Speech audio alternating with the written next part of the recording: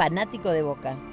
Y tiene 2 TV LEDs muy grandes que compró para ver su serie favorita en HD, El Zorro.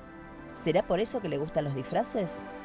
La política partidaria tiene sentido si siempre hay una masa crítica de política cívica activa. Es uno de los fundadores de Memoria Activa, donde ganó protagonismo como referente social en el reclamo de justicia por los atentados terroristas a la AMIA y la Embajada de Israel.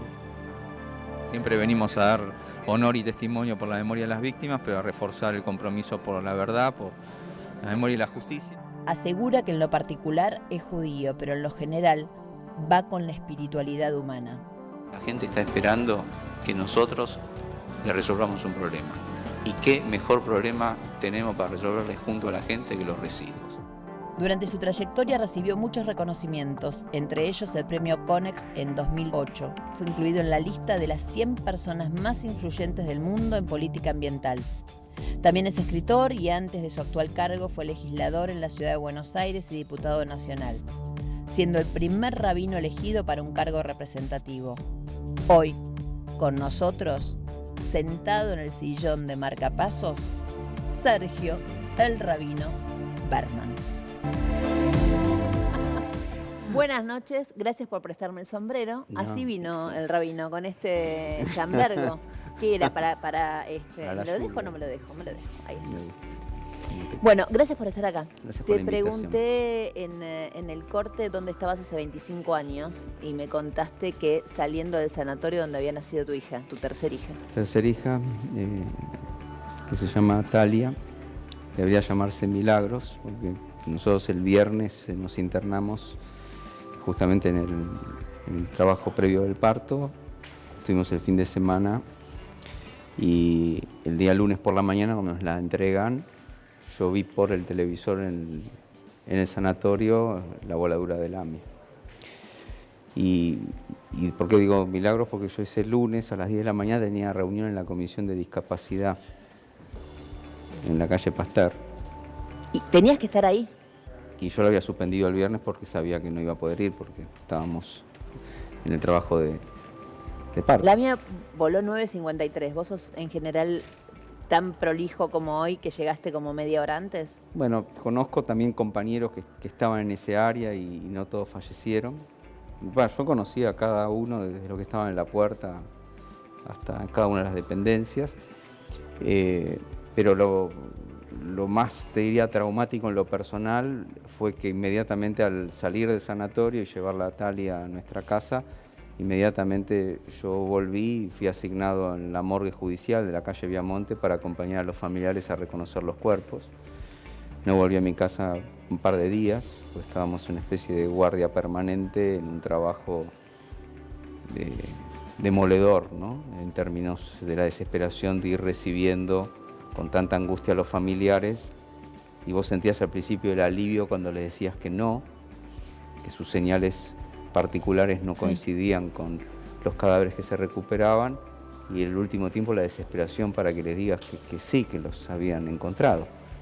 Y eso llevó un proceso muy largo, que viene de la mano también de otro de los temas que vos mencionabas recién en mi bio, que tan solo a las 2 semanas los propios jóvenes de la comunidad nos interpelaban qué íbamos a hacer. Dijeron, volaron la embajada, ahora volaron la AMIA, ¿qué es lo que vamos a hacer? Y nosotros primero contestábamos, bueno, vamos a esperar que la justicia, y dijeron, nosotros no podemos esperar más. O sea, de lo que vos decís y enseñás que hay que involucrarse, que hay que participar, hagamos algo, y ahí fue, junto con otros dirigentes, que éramos bastante diversos, que atendiendo ese reclamo de hacer algo, creamos Memoria Activa.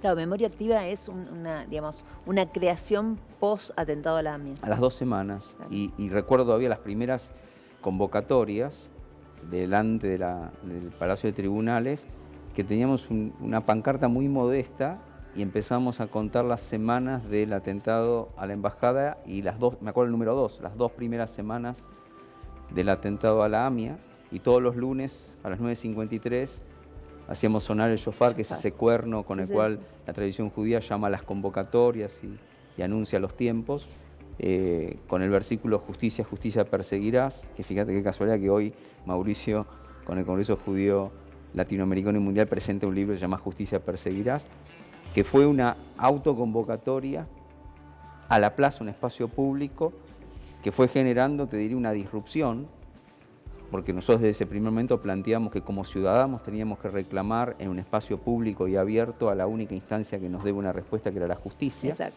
Y Bueno, justicia que todavía no llegó. Por supuesto. Y desde entonces te diría que ahí migré de la sinagoga a la vida calle, a la plaza. pública, ¿no? ¿Por qué no fue Macri? No, Mauricio en ese sentido siempre fue el primer año, la participación en estos... Siempre pasó lo mismo, o sea, los Sí. presidentes asumen, van al primer acto y después dejan de ir, como si se empezaran a sentir culpables o responsables. No, yo creo que... o tuviera miedo que los chiflen. No, yo creo que justamente en este caso es más de la idiosincrasia personal de Mauricio, dónde y cómo quiere participar, pero fundamentalmente el mandato de haber enviado a todo su gabinete una presencia, digamos, clara del gobierno, y te diría, al mismo tiempo fue el primer presidente en 25 años que abre en la Casa Rosada un ámbito de recordación de las víctimas y de sus familiares, haciendo una acción no de recibir una delegación protocolarmente, sino de comprometerse, y yo diferenciaría las responsabilidades de él como jefe del Ejecutivo en relación a toda esta agenda de los temas más personales de cómo él participa, que yo creo que particularmente es más personal de su idiosincrasia, que no contradice el firme compromiso, y más en esta semana con los decretos que promulgó. Vos fuiste digamos, en el Gabinete Nacional de los devaluados, o sea, te devaluaron, eras ministro, pasaste a ser secretario. Digamos, Sí, todo ese sigo cambio... siendo ministro por ser rabino, pero sí, no me Bueno. siento bien.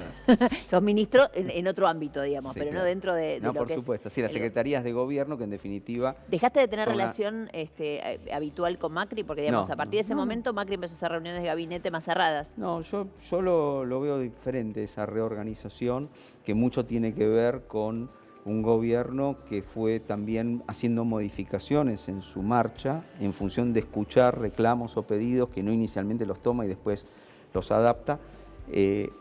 Te diría que no cambió absolutamente nada, ni en la jerarquía ni en el trabajo, sí en términos de la reunión de Mauricio con aquellos ministerios de coyuntura que frente a la crisis requerían un seguimiento. Yo lo hubiera Más llamado, personalizado. Yo lo hubiera llamado, yo sé que no es quizás políticamente correcto lo que digo, yo lo hubiera llamado un gabinete de crisis. O sea, habiendo una crisis, vos no podés quizás tener cada 15 días un gabinete de 20. Ahora, si vos tenés una crisis, tenés que reunirte ya no una vez, como pasó, sino 2 veces por semana con los 9 ministerios críticos que requieren una supervisión y un involucramiento del presidente. Y sin embargo, el mecanismo del tablero de control, de la supervisión, etcétera, siguió fluyendo y funcionando, y nosotros en un contacto con Mauricio en todo lo que tiene que ver con tablero de control y también lo que tiene que ver con las consultas específicas en esta agenda, que Mauricio en sentido es muy expeditivo porque arma mesas sectoriales o temas muy puntuales donde nosotros tenemos que Insufrible, ir, ya sé. Tenemos que ir permanentemente. Les marca les marca el paso y tienen que ir a Yo te diría que cumplir. una de las grandes Ahora, ventajas de ese modelo de gestión es que no importa en qué reunión estás, el día hay que estar para responder y hacerte cargo de tu agenda, tenés que estar ahí. obviamente, cuando empezó el programa, vimos la etapa de Va de Mañana, y una de las cosas que se muestra justamente es cómo en la distribución de riqueza el paso del gobierno de Macri, digamos, fue, no digo en contra, pero sí, cayó el nivel, digamos, de involucramiento de los más de abajo, ¿no? ¿Esa es la gran cuenta pendiente del Yo creo gobierno? que no hay ninguna duda, y es nuestra obligación, no solamente por rendir cuentas, sino por la empatía y la proximidad, que los problemas económicos que no se resolvieron están como un pendiente. Aun cuando uno quiere hacer explicaciones, uno no puede negarle a la gente una realidad en la cual no solo esa distribución, sino los problemas de haber trabajado para bajar una inflación que no se termina de bajar, de haber planteado que no tengan techo las paritarias, pero todavía las paritarias y los ajustes en el poder adquisitivo no alcanzan a compensarlo. Me parece que es un tema que no hace falta no solamente que lo digamos, la gente lo vive. Hace un rato Santoro estaba sentado ahí y decía, Sí. el voto vergonzante es el voto a Macri. Bueno, es obvio que Leandro tiene que plantearlo desde ese lugar, yo respeto esa disidencia, yo creo... ¿Pero vos crees que el todo voto a lo Cristina contrario. es un voto No, vergonzante? no, yo particularmente no creo. Yo particularmente sobre eso digo, el voto a Cristina a mí me resulta inexplicable, pero entiendo que hay una porción de la sociedad... Pero no es vergonzante. O sea, es No, inexplicable, no. pero no vergonzante. No. En mi opinión, ponerle el término vergonzante es ya una calificación a un derecho libre y democrático que la gente tiene que poder elegir. Pero también te quiero decir esto, que la gente al elegir ya no elige personas por ideologías, en términos de representación. Por eso me daba un poco de nostalgia escuchar la conversación sobre Alfonsín, ¿no? Yo creo que hay un cambio de la política, y ni para bien ni para mal, un cambio, es otro tiempo, es otra realidad, La gente no está alineada ni con necesariamente personas, ni con ideologías. Eso es solo una minoría. La gran mayoría es la que va a definir además esta elección. Es la que define quién me arregla problemas a mí, cómo elijo no lo ideal, sino lo real. Te diría inclusive de lo real, menos malo. Sí, lo menos Digamos, peor. lo menos malo. Vamos a ir a votar. Lo que me resuelve los problemas a mí. Y cuando nosotros decimos, bueno, la política está para resolver los problemas, que parece un eslogan, marca una diferencia, pues yo estoy convencido de que hay cosas que son coyunturales y hay situaciones que son más estructurales. Este gobierno trabajó 4 años por temas estructurales, tiene pendientes en lo coyuntural y ahora viene el examen, que es que la gente pueda o no decidir si vos querés futuro con un costo por arreglar la estructura o estás convencido que, mira, quemame el futuro, para mí dame presente. No. Y Más esa que eso, diferencia... hay gente que realmente, digamos, también tenés que entender que hay gente que cree que quizás el mismo rumbo que ustedes están tomando quizá no es el correcto. Yo creo que eso es una minoría, particularmente. Porque cuando vos empezás a explicar el rumbo y explicás los tiempos de evolución que ese rumbo tiene, lo explicaría de la siguiente manera, y creo que Mauricio... Sergio, mira, yo lo escuché a Mauricio desde que empezó el gobierno, Sí. y hay algo que es así. Él, mal o bien, cree en la teoría del derrame. Él, cuando vos le preguntas qué vas a hacer con la pobreza, te dice, cuando las empresas crezcan, esto, digamos, no dice va a derramar, pero más o menos. No digo que no lo diga. Yo lo que te quiero decir es el hecho concreto, inclusive con el tema del presupuesto, que no te olvides la campaña 2015, planteando les van a sacar todo lo de... Hay un 70% del presupuesto nacional aplicado al famoso tema del gradualismo, que yo no lo confundo con errores de gestión. El gradualismo fue una decisión política, ideológica, de atender justamente todo ese sector que tiene que estar protegido. Porque cuando estamos hablando de la distribución, hay una parte de lo que sí está protegido en el 48%, acepto que falta un 6% para recuperar, hay un 48% de fondos públicos para cubrir a los que no tienen nada. Pero no solo eso, sino que ahora lo que... Pero hay fondos públicos para sostener un dólar bajo. No, o sea, ahora hay, pero justamente en una economía que es la corrección de lo que pasó en abril en la crisis anterior. La gente dice, bueno, podés dejar que el dólar fluya porque la gente psicológicamente, económicamente, las cadenas de intermediación, los empresarios, por moverse el dólar, te aumentan los precios, que, escúchame, bajó el dólar, no bajaron los precios. Pero Entonces, por eso te digo, bueno, o sea, entonces sostienen el dólar más que nada, porque sostener el dólar es sostener la imagen de Macri. No, esa cosa No, no es sostener una para evitar economía que no haya dolarizada, es sostener una economía que está dolarizada en una sociedad que tiene dificultades, y vuelvo ahora al fondo de la cuestión. Por eso lo uno con el tema de Alfonsín, que es justamente la fortaleza de las instituciones y el respeto a la República de la mano de resolver los problemas económicos, entendiendo que ambas cosas hay que hacerlas juntas. Entonces ahí sí yo te digo que hay una oportunidad superlativa a la hora de que alguien tenga que pensar que si tiene que votar, no puede solo votar sin evaluar las obras que sí se hicieron y no se robaron, las instituciones que se respetaron y las libertades que hoy tenemos que antes estuvieron amenazadas. ¿Qué te pasó cuando eligieron a Pichetto de vicepresidente? A mí me pareció finalmente una excelente idea de resolver el tema de la ampliación de una coalición que, si necesitas un segundo mandato para hacer lo que dijiste que querías hacer y no te alcanzó, sin ampliar esa coalición no tenés ni cómo votar las leyes. La ampliaron por un lado y lo echaron a Emilio Monzó por el otro. Ese tema de Emilio es justamente, más allá que espero que él se quede y continúe porque realmente lo valoro. Pero vos te quedarías si te ningunean de esa manera. Mira, si querés, más allá del bullying con el tema de las plantas y del smart. Yo te hice bullying. No, vos. Estoy diciendo, yo me comí 1 año y medio donde lo único que podía hablar era de esos temas en lugar de poder hablar de la agenda. Yo no digo que uno pueda ser resiliente o no a los maltratos de la política, pero la agenda de Emilio prosperó. Es decir, lo lamento por él, por el costo personal que tuvo, sin embargo la visión de él y de Rogelio, que al final del día era imprescindible tener señales, que es más te diría, que es el motivo también por el cual cuando Mauricio lo llama a Martín le dice eso.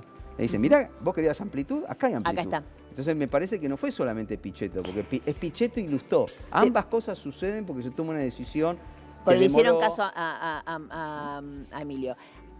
Te preguntaba por Pichetto, porque Pichetto fue el que salió hace muy pocos días a decir que en realidad, en todo caso, la decisión del memorándum con Irán de parte de Cristina fue un error político, pero no judicializable. ¿Vos coincidís con eso? No. Y te digo otra cosa más, volviendo un poco a esto que que no es la polarización extrema, sino la conversación sobre las diferencias, ¿no? Porque a mí no me gusta la polarización extrema, me parece que tenemos que ser mucho más evolucionados en plantar matices y no extremos, ¿no? No, y yo digo una cosa y Pichetto te puede decir otra, y Lita Carrió te va a decir otra, y vamos a coexistir en un espacio donde vamos a hacer que esa pluralidad marque un debate interno que esperemos se extienda Cuando a toda pasa la eso, te política. llama la gente de la comunidad para decirte, mirá lo que dijo La Pichetto. gente de la comunidad no, el track record, o sea, toda la gente que plantea, pero ¿cuál es la posición que ustedes tenían con respecto a este tema?